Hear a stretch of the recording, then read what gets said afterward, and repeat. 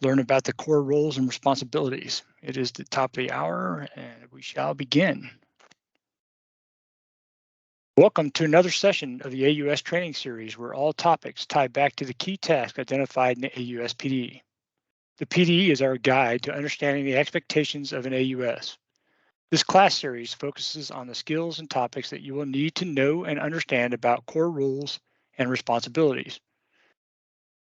We're going to do that because if we can get the fundamentals covered, our customers will enjoy a struggle-free relationship between the contractor and contracting regarding the creation and submission of requirements packages. I am Martin Wallace, one of the WSNIC AUSs, and I will be your guide through this topic.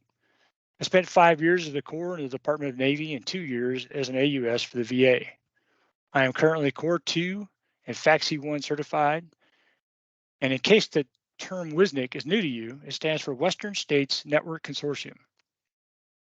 My fellow VISN AUS, Marie Reesing, will be monitoring the chat because I might ask you some questions along the way.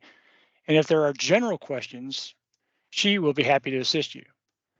If you have a question specifically for me, please let me know at the end of the class, or in this case, please email me this time. This class will be recorded for posterity, and these slides will be made available after the class.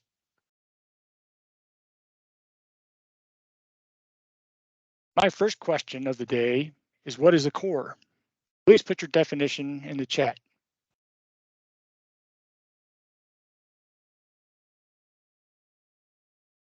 I know it'll take a little bit, Marie, but what do our fellow AUSs think? Looks like got some people typing. Contracting officer representative. I think we got it right off the bat. It's an easy question. Yep, contracting. Yep. Thank you, everybody. All right. So the intended audience for this class is the AUS. So let's review our task and purpose. Our task is to familiarize the AUS with understanding core roles and responsibilities.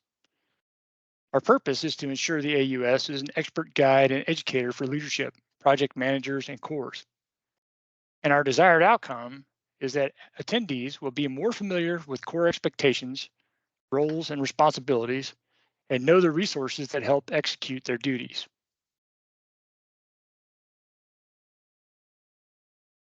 Here's our agenda for the course today. We are going to discuss what the AUS duties are per the PD, who can be designated a core, what it takes to certify to be a core, the core role and responsibilities, and when is a core recommended, and what the AUS owes a core.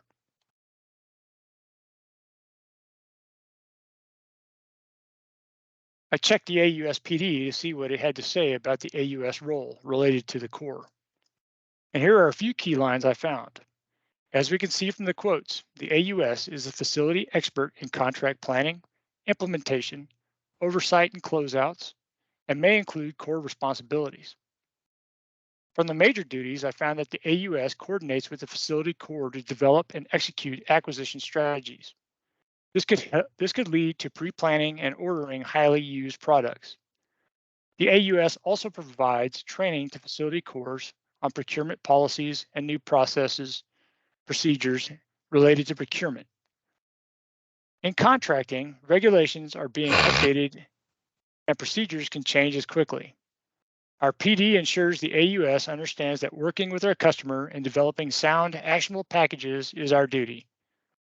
As we will discuss, AUSs play a pivotal role in the development of cores, and at times it seems as if the AUS and core have similar roles and responsibilities. Furthermore, under contract administration, the AUS may serve as a core on facility contracts, monitor contract expenditures, report deviations from contract terms, manage a record system such as the eCore file, verify and approve invoices, and produce documents when required for internal and external audits. So at this point, we've discussed the role of the AUS per the PD. Now we're going to look at why this role. Since the inception of the AUS role in 2016, the AUS has been there to assist the facility customers in contracting with requirements packages. The AUS's role in creation of independent government cost estimates, discovery of sources to meet the customer's requirements, and development of techniques and documentation has relieved contracting from the distraction of developing requirements packages, allowing contracting to focus on the award of contracts, which in a sense has streamlined the overall contracting process. The CRG, Appendix F, paragraph 2.3, explains the role of the AUS. It is also listed as a link within the training material for your reference. And the CRG Appendix F 2.3 states that the AUS responsibilities may include assisting with FAT Core certifications, provision of contract training, assist with requirements package development, provide quality reviews, act as a liaison, advisory to the CO, assist cores with contract administration duties, or serve as a core when appropriate. Now that we understand the role of an AUS according to PD and CRG, let's talk about what is a core. Many of you provided some pretty good answers, so I will expound upon this topic and provide you a better understanding of what a core is. Core stands for Contracting Officer Representative, as many of you suggested. A core is someone like you and me. They assist the CO with contract administration duties, and this is accomplished through a process of nomination, which we will discuss momentarily. A core is a subject matter expert or has an understanding of the customer's needs. The core works for the customer and the CO to ensure that whatever the result of the contract is meets the customer's desires. The core does this by being granted general authority by the CO, allowing the core to liaison between the CO and contractor. The process to become a core is not arduous, but does require some nominal training. Before beginning the training, the core must be nominated by the facility leadership and then delegated by the CO. The selected individual must complete the required level of core training commensurate with the level of complexity and risk of the contract may have. There are levels of certification. There are 3 levels of certification. Once the core is certified, then the core must receive a letter of delegation from the CO. When this is complete, the core then becomes the eyes and ears of a CO on a contract. So let's take a safari and look at the core nomination, the delegation memo, and the CO checklist that are required to be completed to be nominated as the core per the VA. And in a perfect world, all these items would be filled out and submitted to the CO as an artifact for the contract file. The core would also maintain a copy of this delegation memo in an eCore file.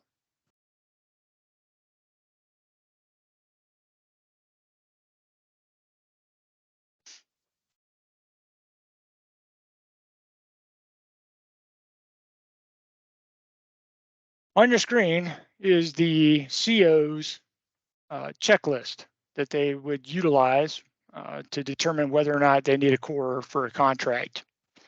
Pretty simple little Excel spreadsheet that they put together, but this helps guide the CO in determining whether or not a core is required for a contract or is recommended for the contract.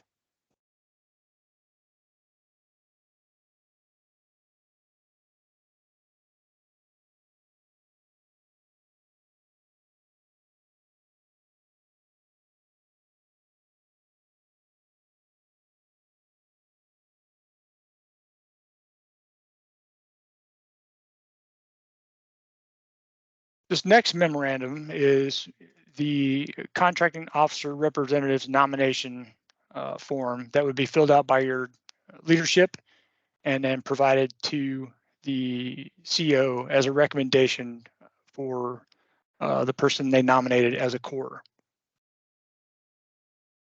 So if you've not seen one of these before, this is just an example of what it looks like. Now I will show you the core delegation memo.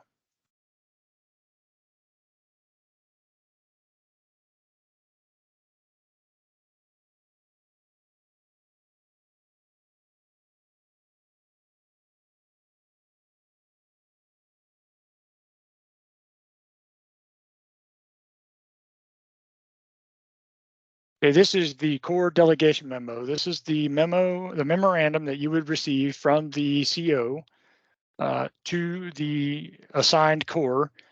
This would be all the information would be filled out, signed by the core and the CO, and then the CO would keep a copy, the core would keep a copy, and it would go in the core eCore file, and the CO's copy would go in the CO's contract file.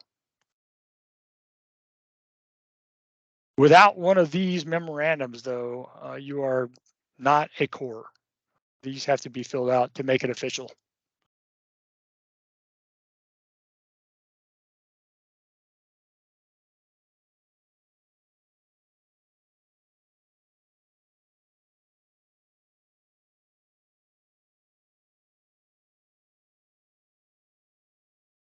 So what do we know?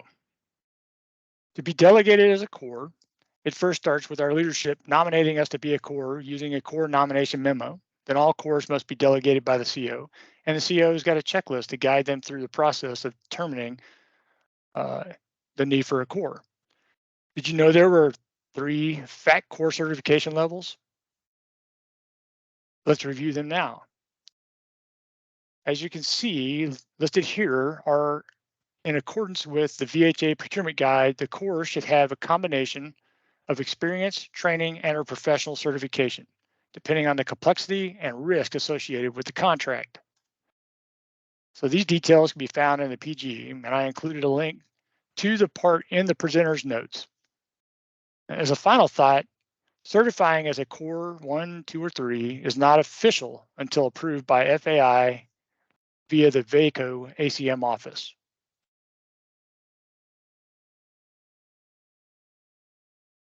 Previously, we discussed the FAT core certification levels.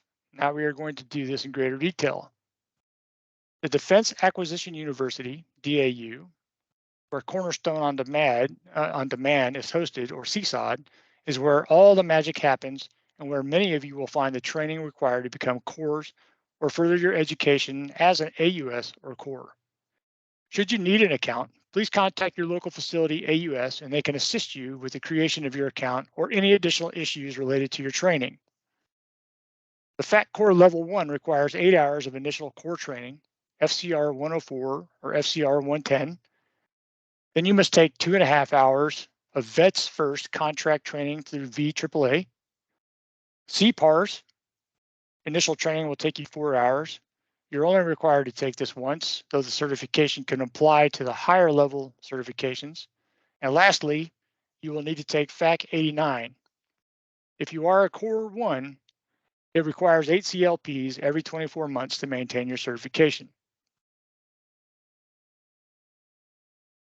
To certify Core 2, it takes 40 hours of core training, which can be accomplished by attending FCR 201. Even FAT Core Level 2 requires 2.5 hours of Vets First contract training, but this was accomplished for Level 1, so regurgitating the certificate for this course is allowed. 4 hours of CPARS and 1 year of experience. I have heard of some receiving Level 1 and then working on Level 2. 1 year of experience is required to certify for Level 2. And this is important because during this first year as a core, the experience gained will prepare you to handle more complex and higher risk contracts. Not to mention, this experience will need to be displayed in the qualification statement submission to complete the package for the Level 2 certification requirement. I linked the site where this form is at.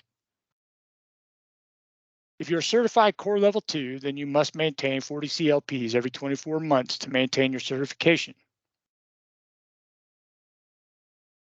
FAT Core Level 3 requires more time and the completion of some additional courses. And like Level 2, a submission of a qualification statement. For most VA cores, Level 2 certification is sufficient. There is no requirement to achieve Level 3 unless the complexity of the contract the core is nominated for rates Level 3 attention. If you are certified Core Level 3, you must maintain 40 CLPs every 24 months to remain certified. So I have another question for you. What do you think the core role is? Please put your answer in the chat. Let's see what comes in, Marty. All right.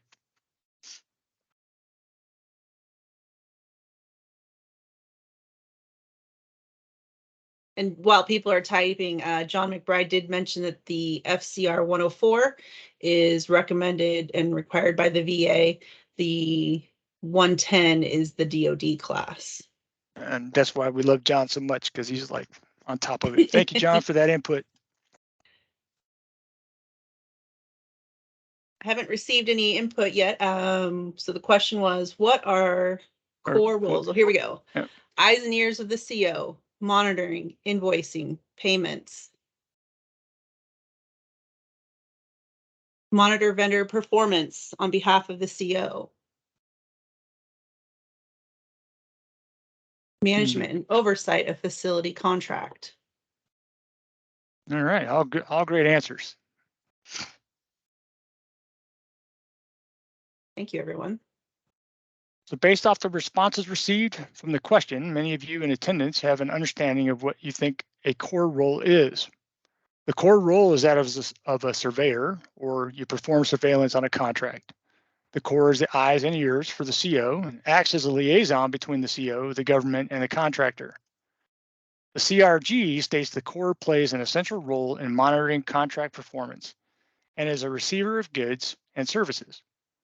This seems straightforward when read, but as many cores have realized, constant monitoring of a contractor executing a contract takes a lot of energy and focus. An example of this, during the pandemic, there were a lot of questions from contractors about how this will impact them and the support they were providing.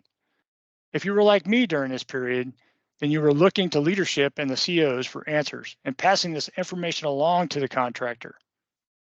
Our core role is to be engaged, not sitting on the sidelines, letting the contractor do whatever they want to. So make sure you are tracking the deliverables that are due and aiding the contract with staying on schedule. If we are executing our role properly, the CO will have an easier time managing the contract. As one of the roles mentioned in the CRG, the core should be a SME. In this situation, when the CRG mentions SME, it means the core should have knowledge about the contract and the desired result. Remember, the core has general authority, and the CO must be engaged or aware of any recommendations or changes suggested to or by the contractor. As the CO's point of contact, the core will be involved in all facets of the contract. This means the core will be included in all conversations, will recommend modifications to the CO and PM, or work through issues the contractor may have, and may even find themselves handling disputes or claims submitted by the contractor or government representative, or at least providing the CO with a recommendation. While monitoring the contractor's performance, the core truly exercises being the eyes and ears for the CO. If executed correctly, the core could prevent a contract from failing or going over budget, as many of us are constantly reminded every time we turn on the news and hear how a DoD contract is costing the government millions in cost overruns. For example, the Air Force's F-35 build. I'll show you this example in the next slide.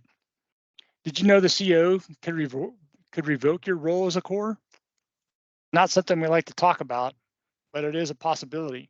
And the CO has the power to remove this role from any acting core in a contract. And here are some examples of when a core could be removed. When the core role is assigned to another, a core transfers, a core is not fulfilling their responsibilities, or a core has developed a conflict of interest.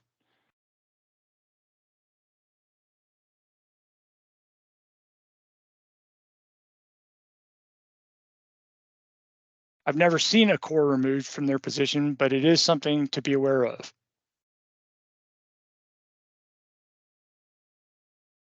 So why did I mention this? Good question, because there's a lot going on here, and any one of us, cores, AUSs, could find ourselves in a situation at any point while managing a contract.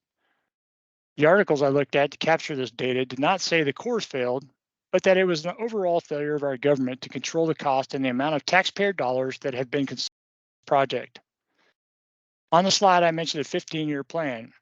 Guess what? That would have been from 2001 to 2016. Well, Lockheed Martin is still building these planes. And here's another, oh, by the way, the government hasn't ground this contract to a halt yet, but they are working behind the scenes to create a different aircraft. Need I say more? As you take in the information on the slide, what comes to your mind as a core? That's like poor market research, cost control or cost overruns. I mean, it costs $400,000 to produce one helmet. How about a lack of understanding of the market for technology and how this evolves every 18 months? Or how about the annual maintenance of the aircraft? Originally, it was supposed to be 4.1 million. In reality, it is 7.1 million per aircraft. Now, this is an extreme example of how a contract can get out of hand and probably something we in the VA will never really deal with, but ponder this for a moment. If you're a core for a surgery contract and the contractor decides to bring in their own disposables and not use the VA provided disposables, what will you do? Will you ignore it like the F-35 and say, but we need it, or it doesn't affect me? What happens when the contractor charges for the disposables when they could have used disposables from the prime vendor? Do you pay the invoice? Do you mention this to the CO? I know what you're thinking. A surgery contract and F-35 are not the same, but I say to you, they are. Only from this perspective. You as the Corps are charged with ensuring the government gets what they are paying for, and you are there to ensure the taxpayer dollars are managed correctly by the government and not the contractor. In the F-35 example, it appears the contractor is running the show, not the government. So as a Corps, do your due diligence, inquire, test the information you receive from the contractor, and communicate with the CO often and always.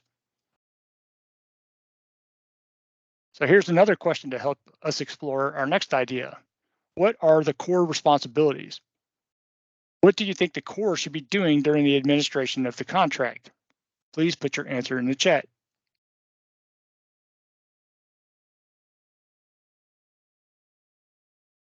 What do you think, Marie?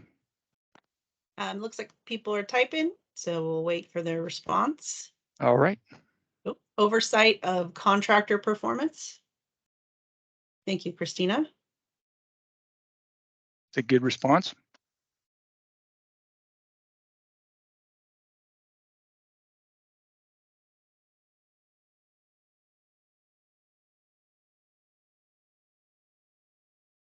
I see it.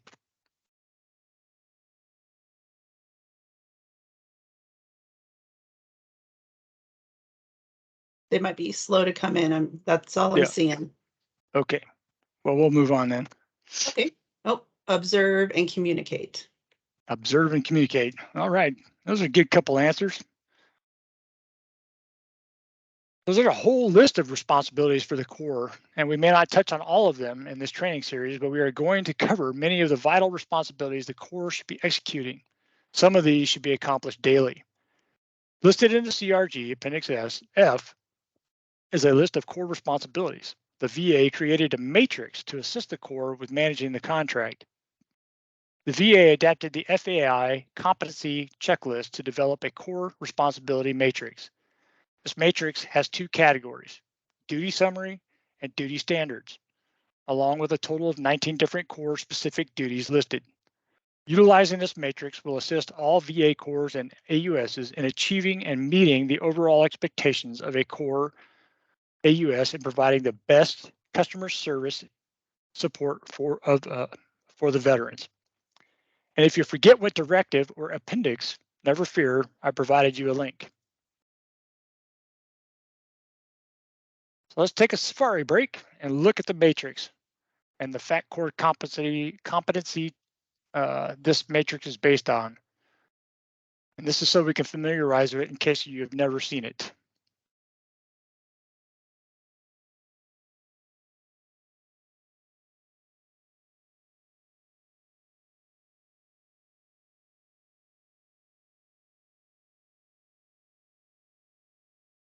All right, here before you is the Contracting Officer Representative Responsibility Matrix, adopted from the FAI competency checklist. As I said, it's split up into two categories, duty summary, duty standards. For example, duty one, you work the package.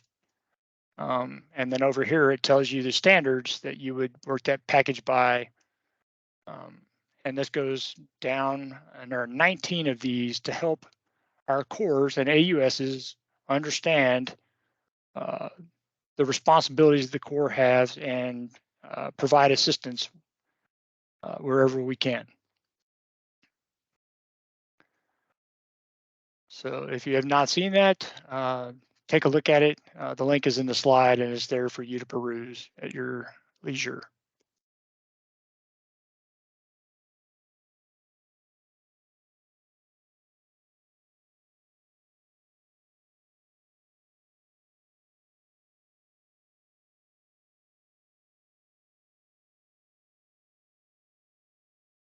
Okay, this is the FAI competency checklist that the matrix was adopted from.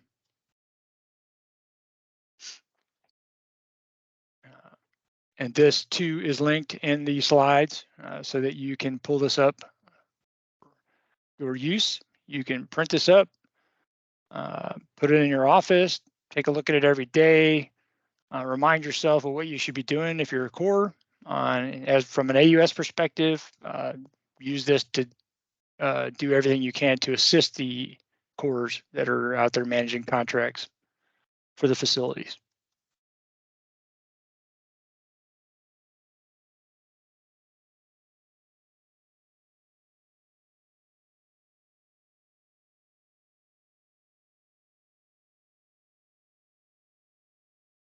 So thanks for going on that safari with me.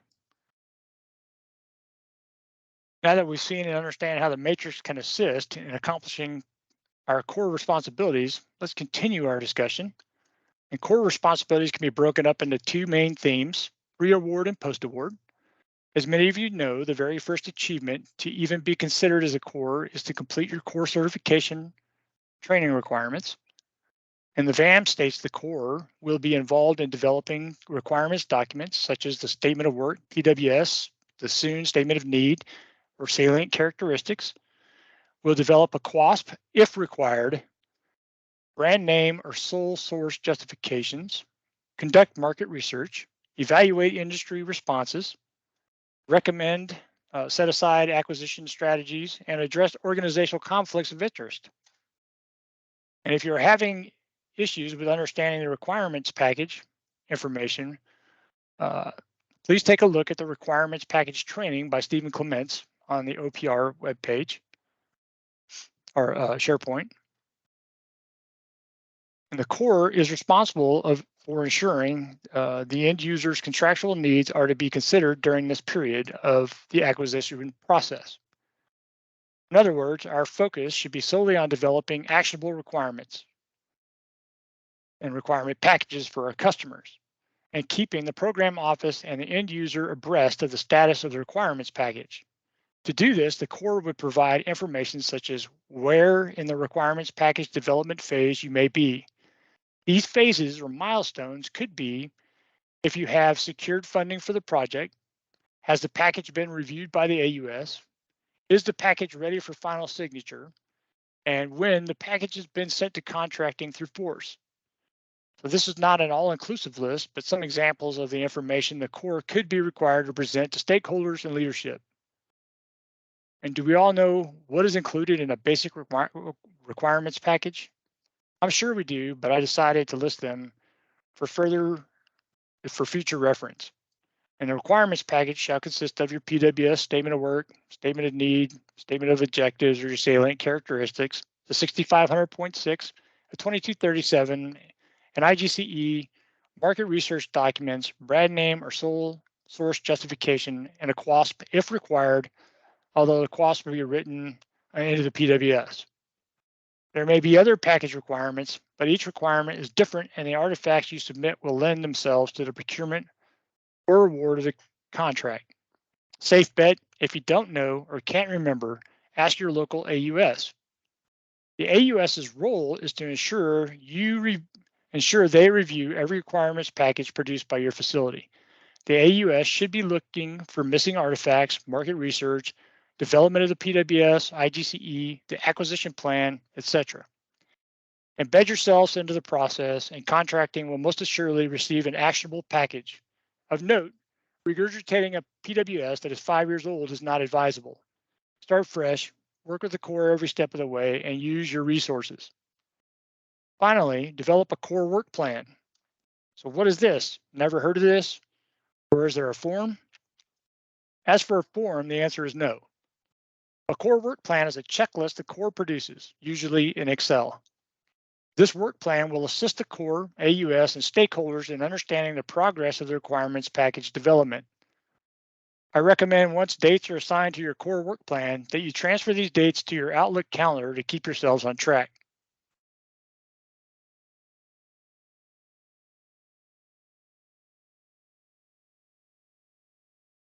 As we just stepped through the pre-award core responsibilities, we are now going to learn about post-award core responsibilities. First up is the post-award orientation meeting, also known as the post-award kickoff meeting. The core organizes this meeting, and attendees for this meeting should be the CO, the PM, project manager, and the contractor project manager, leadership, stakeholders, and senior leadership, or anyone else who has a stake in the success of the contract. This meeting ensures all parties have the ability to discuss the contract, the deliverables, the end state, and clarify any points in the contract that were not clear. During this meeting, the core should be taking notes. Once this meeting concludes, the core should upload all notes into the eCore file. This file is set up for you by the CO, so if you don't have an eCore file for your contract, contact the CO and request it be set up. It benefits both of you. As a core, your primary responsibility is to know your contract. Information you will be concerned with are the performance periods, the CLINs, SLINs. Know who the contractor is, know how many contractors will be assigned, understand the cost, deliverables, the schedule, especially how the contractor will invoice, and the expected monthly charge. You will also need to know which type of contract you are managing. For example, is a contract a firm fixed price, a blanket purchase agreement, cost plus fixed fee, an IDIQ, or time and materials contract? All of these types of contracts lend themselves to different payment schedules, so understanding the type of contract is extremely important. There is so much information in a contract, I cannot stress this enough. Take the time and own it. It will be your responsibility. Why would I tell you this? Know your contract, or the contract is your responsibility. It is because you are the only other authority, though general, on the contract. The CO is the authority and maintains the power, but this does not change the fact that the core performs contract administration for the CO. So it is important you know your contract. Administration of government property. As a delegated responsibility for the contract by the CO, the core may be required to monitor the acquisition, control, and disposition of government furnished property. The core will assess the contractor for any lost, damaged, or destroyed property. This property, excuse me, this report will be filed with the CO. A copy will go to the contractor and should be placed in the eCore file. I was unable to find an actual form for this, but the policy can be found in FAR 45-102. I provided a link for you in the presentation. Monitoring contractor performance. You might ask, how do I do this? Many contracts have a tool built into them to assist with this called the Quality Assurance Surveillance Plan. The QAS provides the core with overall idea of what is expected of the core to monitor the contract, to include a deliverable schedule. If the QASP is set up correctly and the contractor is truly invested in completing the contract successfully, then one method is to schedule monthly or quarterly meetings with the CO, PM, contractor, and record the meeting. During this meeting, it provides the core the opportunity to discuss the deliverables with the contractor and the schedule. During these meetings, the core is meeting the requirement to set forth in the QASP, or there can be some other type of arrangement. It depends on the QASP and the contract. From my own experience, 2 of the contracts I managed as a core allowed me to do on-site visits with the contractor. So I put in my travel request and went to DC.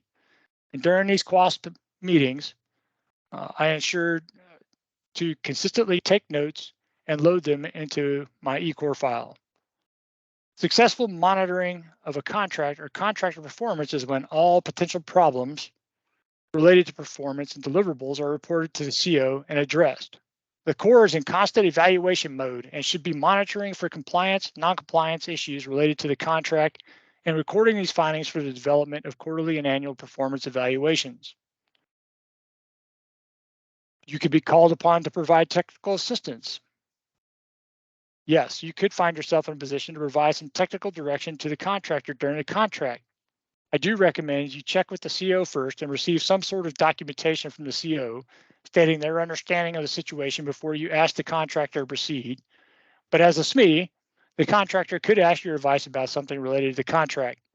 Record all documentation in the eCore file. Word of caution: the Corps does not have the ability to obligate the government. Only the CO has the authority, so always check with the CO before saying yes to the contractor. And did you know the Corps can be a contractor sponsor and called upon to provide assistance with acquiring PIV cards for the contractors associated with a contract? VA Directive 0735 and 0710 is where I found this information. Links are provided for your reference.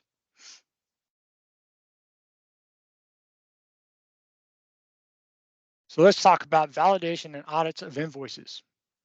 The Corps should be validating and conducting audits to ensure the contractor is complying with the terms of the contract. Audits are useful to the CO. They provide background, identify issues with financial terms of the contract, could lead to modifications, and aid the CO with the contract closeout process. Validating invoices. I use the term validate because as a Corps, we don't certify invoices, we approve them. Certifying belongs to fiscal. When it comes to invoices, if the Corps is reviewing them, the Corps has 5 days to return it for corrections. Then the Corps has 30 days to approve the invoice, or the government can then be subject to payments of interest, not to mention a damage to the relationship between the government and the contractor. I provided you a link to a Corps invoice tracking report for your reference. Do you know what you are looking for when you are conducting an audit of the invoice? Here are some suggestions. You're looking for false invoices, repeated findings of upcoding or miscoding on procedure contracts, falsification of records or test results, product substitution, false or misleading technical progress reports. So don't be too eager to process an invoice without reviewing them thoroughly. If a Corps does process a false invoice, the Corps could be held liable, so pay attention. And did you know the Corps can recommend to the CO that there may be a need for a contract modification? Could be a change in personnel. Maybe the contractor hit a snag and requires a change in the contract to prevent a work stoppage or schedule delay. Maybe the work being performed could help someone else, and they would like to be a writer on the contract. There could be any number of reasons a contract modification may be requested. As the Corps, you need to be ready to assist. Another possibility related to contract modifications I have personally experienced is a contractor working on a contract-related issue before the modification had been released. So what? A contractor with initiative? Say it isn't so. However, as the Corps, you must ask the contractor to cease current efforts until the CO releases the modification. Then you need to notify the CO of the situation, make a record of it, and store this where? The eCore file. Great, you're catching on, I like it. Quarterly and annual reviews. Some contracts and COs may require a quarterly contractor evaluation.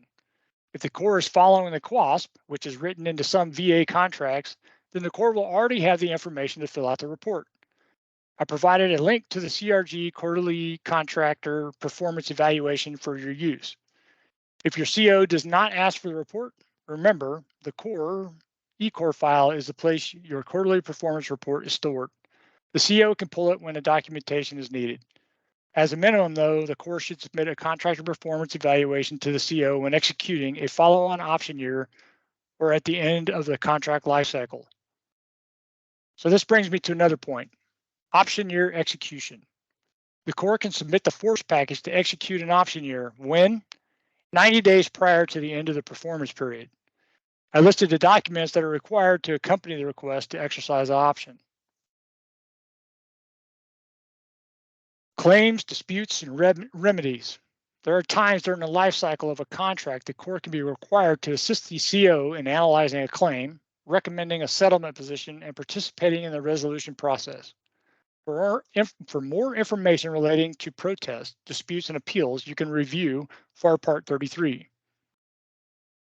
So let's look at one of my personal experiences as a Corps. I managed a Microsoft consulting contract, which had 3 contractors on board. It was a $1.5 million contract for 6 months. You can do the math. Someone was making a boatload of cash. During an audit of an invoice, I discovered that it was $150K over the expected amount on a fixed price contract. I brought this to the attention of my CO and explained to him what happened. Come to find out, the PM and my chief information officer were approving overtime and work from home to accomplish the contract requirements. I noticed the issue while performing a monthly audit of the invoice.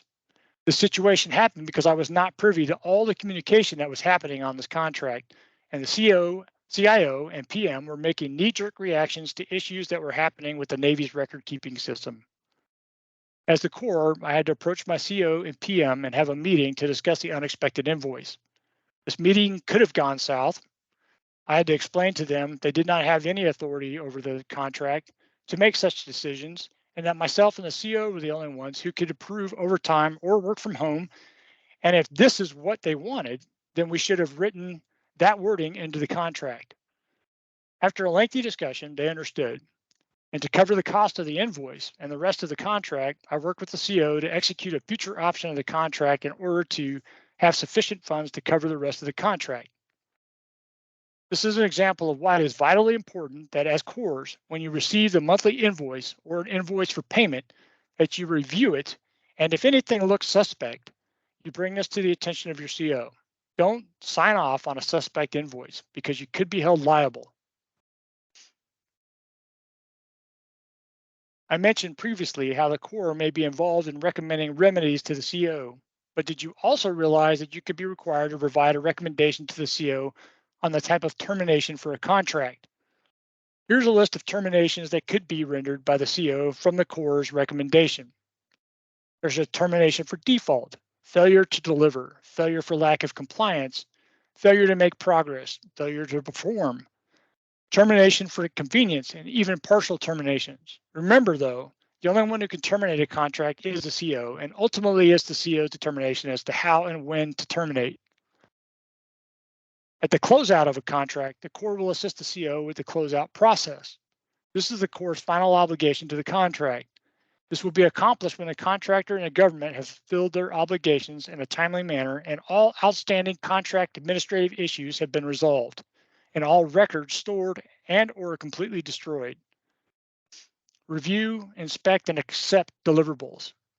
Not a responsibility to be taken lightly because the CO is waiting for your email stating all products were correctly received and met the specifications of the contract so they can release payment to the contractor. For example, if you ordered 100 canisters of Tic Tacs, you may need to taste a few to ensure they arrived in good condition. I'm kidding, of course, but I think you get the point. Then you notify the CO the Tic Tacs arrived and as expected, and the CO will then release payment to the contractor. As I've mentioned before, the Corps is responsible for ensuring the eCore file is up to date. This means all files such as recorded contract discussions, copies of invoices, audits, reviews, copies of deliverables, copies of modifications, emails passed between you and the contractor, option year execution documents, anything related to the contract must be recorded in your eCore file. The more detail you can provide related to the contract, the easier it could prove to be to mitigate any contractual issues that may arise during the life cycle of the contract. That was a lot of material we covered learning about the Corps responsibilities during pre-award and post-award. Now we'll discuss when we need a Corps. The Corps will require the CO will require a Corps be assigned to a contract, though this list is not all inclusive, but some immediate examples are contracts for healthcare, construction contracts above 30K, leases, hazardous material, and time and material contracts below SAT, which is 250K. A Corps could be recommended, and above SAT, 250K, depending on the type of contract. Okay, so far we've talked about the AUSPD, the Corps role and responsibilities, pre and post award, and when a Corps is recommended. Now we are going to look at what AUSs owe Corps. The points listed: care, contract education, assistance with requirements packages and audits of facility contracts. These points are all the highlights and are only the highlights, and we will further discuss these items in our next slides. So let's take a closer look under the hood and see what we owe cores. According to the CRG Appendix 2.3, FAT core certifications can be a primary concern for the AUS. It would be a shame to allow the facility cores to go through all of that training and then let the certification expire. So the AUS is here to ensure that does not happen. Plus, the AUS has an investment in this too, as certifying Core 1 is in their bucket list of accomplishments and a certification they must maintain. From my experience at Puget Sound, every month one of the AUSs is tasked with sending out reminders to all cores whose certifications may expire within 120 days. This notification at least gives the core time to wrap up any training required to meet the required CLPs to maintain the core's current level of certification. Other forms of core care can be assisting new personnel and guiding them through the CSOD registration process and how to register for courses in CSOD, developing a core monthly training track where the AUSs can train facility cores and offer CLPs to assist them with maintaining their certifications. Contract education is not only for the CS and COs. AUSs should be providing monthly contract training to the cores. As AUSs, you should be training your cores how to read contracts and how to write and compile all the documents required for a complete and actionable requirements package. There should be training on the use of force, and though this is a mechanism to send your documents to contracting, the AUS should explain how and why their reviews of the requirement packages are important and must happen prior to sending the requirement packages to contracting. The AUS and core should be working in tandem when it comes to force. The AUS should work with the core and facility leadership to develop requirement package timelines, and the AUS should ensure option years and new contract submissions meet these timelines. Furthermore, the AUS should be training and advising customers on the applications available to conduct market research. On this slide, I have listed everything an AUS should be assisting the core with. Many of you deal with these documents daily. If there are any new AUSs online, these are the documents that are required to be provided to contracting to have a complete and actionable requirements package, and these should be the documents your cores are providing to you for review. Note, some of these documents may not be required, but it all depends on the customer's needs. Don't forget, training has already been conducted on the requirements packages, and this training can be found on TMS or the OPR SharePoint portal. I know I've beat a dead horse on this subject, so I'll only say this. The AUS can be and is required to be the second set of eyes on all contracts supported by the facility.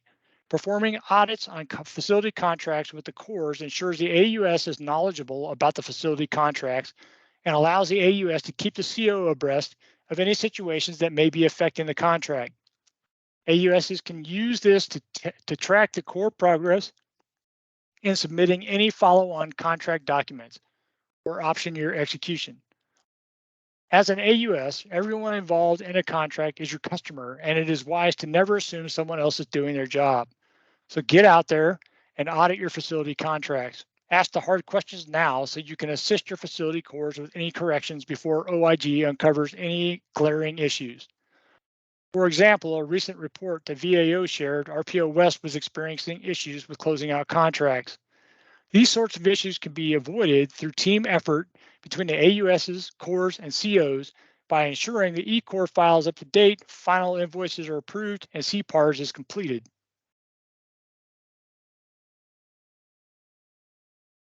So to summarize what we discovered, or what we covered, we discussed the AUS is responsible for educating and preparing cores for their duties. The CO delegates responsibilities to the core. The core has a central role in contract administration. And there are available tools to help the core.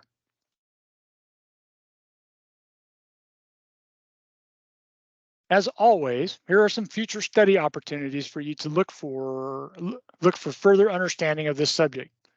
I also mentioned several other opportunities during the training to attain your core certification at the appropriate level.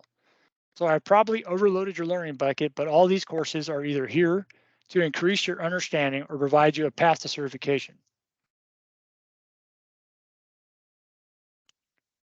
So for my last question to you, my beloved and exceedingly good-looking and above average in every respect audience, did you find that this class helped you feel more comfortable with the core role and responsibilities? If so, great. What did you find helpful? If not, what did we miss? What would have made this more helpful? Marie, what's it look like? Did we help anybody?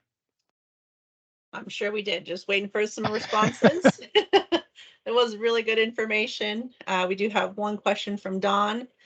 Does a CO assign the contract in E-Core?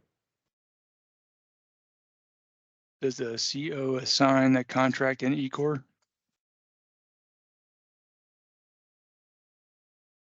Was that the question? That was the question.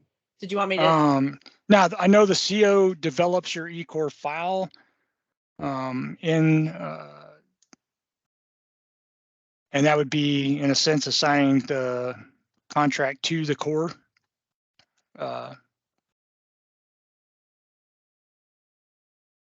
That's about my experience with it when I've been assigned as a core, is that I get the E-Core file. When I'm assigned a contract, E-Core file is developed, in which case then I can store all information related to the contract in there, in the E-Core file.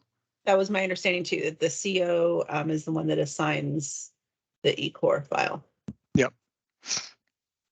And then we have some, yes, very informative, just good to rehammer the requirements. Yes, very helpful to better understand the AUS role with the core. Very good, thank you. Yes, thank you for the in-depth coverage based on the core nomination. I think that was the answer to the E-Core question. Yeah. Part of the E-Core question. You did a great job, sir. Well, thank you very much. How do we verify? How do we verify how many hours a core has in CLPs? You can literally ask the core, hey, could you provide me? I mean, if you're tracking your cores, like we have an NCO training officer in Vision 20 that tracks our cores and where they're at with their certifications. So he's tracking quite a few cores throughout the facilities that support Vision 20. He asked the AUSs to get involved in also tracking the cores, in which case you could, if your training officer is keeping track of that information, you could ask for that information from him or her. Another way to get that information is literally to ask the cores, how many CLPs do you have toward your certification? And that way you can get that information directly from them and continue to track them and stay abreast of where they are with their certification or maintaining their certification.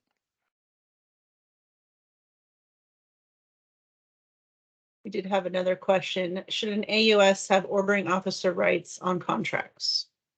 No, you're not a CO. You don't hold a warrant.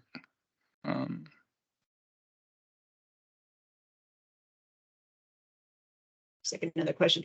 AUS at times can be assigned as cores to contracts. Is it a limit of the amount of contracts that can be assigned? Is there a limit? Yeah. Right. When I worked for the Department of Navy, they would say that cores can handle no more than 3. I would tell you that's false because I handled 13 at one point in time for a year. So no, there really hasn't. I haven't found any documentation that limits the amount of contracts that a core can be, or an AUS could quite possibly be assigned to as a core. I think one of the questions on the nomination letter does, it acknowledges that you have enough hours in your workday to complete all the work. So that's probably where, that limit would come in. They're not definitely setting a limit, but asking the question of, do you have enough time to complete these tasks? And then a couple more questions. How do we access the various contracts the Corps monitor? Is there some kind of master library? Well, Vision 20, our NCO contracting officers pull us a list weekly. They pull a weekly list from ECMS of all of our facility contracts. So that is the list that we utilize in Vision 20 to monitor our contracts. If you're at a facility, another facility that does not do something like that, the best place to look is, or one option to look is in Force to see which contracts have been submitted, and then you'll have to do a lot of manual labor and go to ECMS and pull the information from the ECMS dashboard one contract at a time. If you have a core list and they have contracts associated with them, but another way is to ask the Corps if they have a copy of the contract so that you can build your master file and then monitor or manage the contracts from that perspective, or help the Corps manage them from that perspective.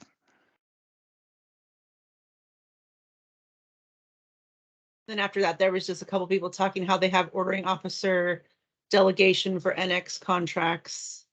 And that, I think that was referenced to the should an AUS. Yeah, I think that's a little different because most of your ordering officers, are COs. They work in the NCOs, so that's a little different perspective than. And a lot of thank yous. You guys are very welcome.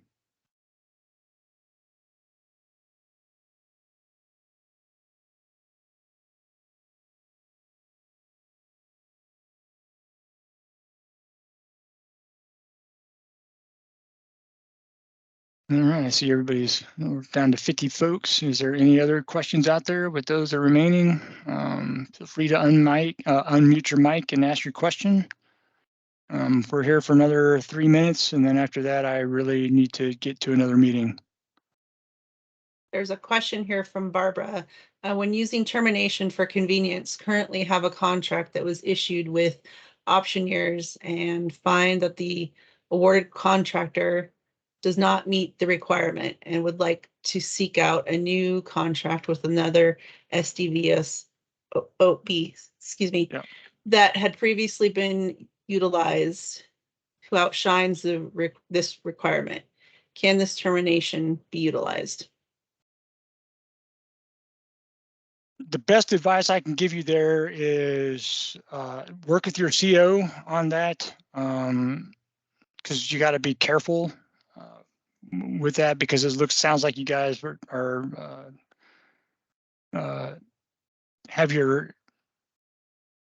the thought is that another contractor could do a better job, and you don't want to get into that. You'd have to have proof as to why or where the contractor is failing.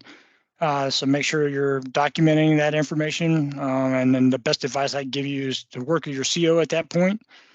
If it is determined that you'll do a termination for convenience, then you'll recompete the contract at that point. And you'll look for another SDVO SB that could satisfy your requirement at that point in time. But that would be a CO call, completely based off of the information provided by the PM, the Corps, or the AUS.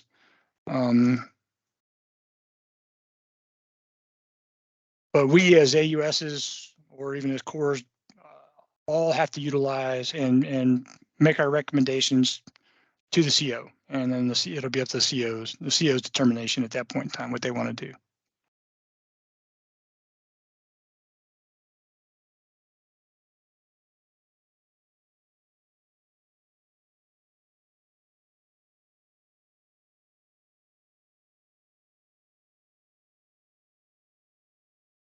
That's all the questions there are, Marty. I know you have a meeting right now. Yep. So thank you, everybody.